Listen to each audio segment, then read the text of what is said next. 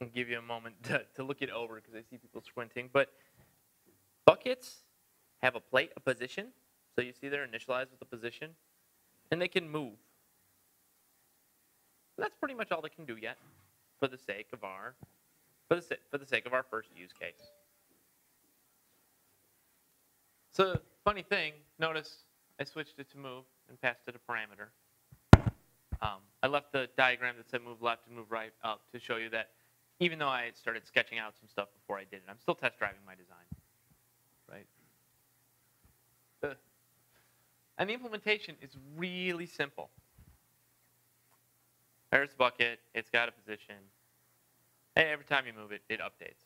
It only moves along the x-axis. Not rocket science. But it doesn't show up on the screen now, does it? Right? Like we have nothing yet. We don't see a picture. Now,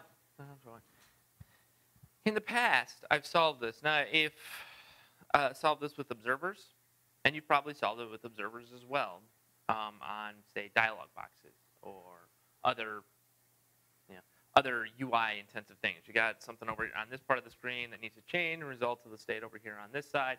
You might use the observer pattern. For those of you that may not be familiar with the observer pattern,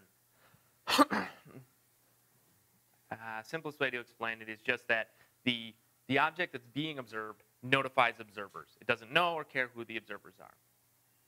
This will work, and it works fine for game development, in the small anyway, which is all I have spare time for doing. But it bugs me every time I look at it, every time I've implemented it, because it's a little complicated, and it's a little slow, right? So if I was to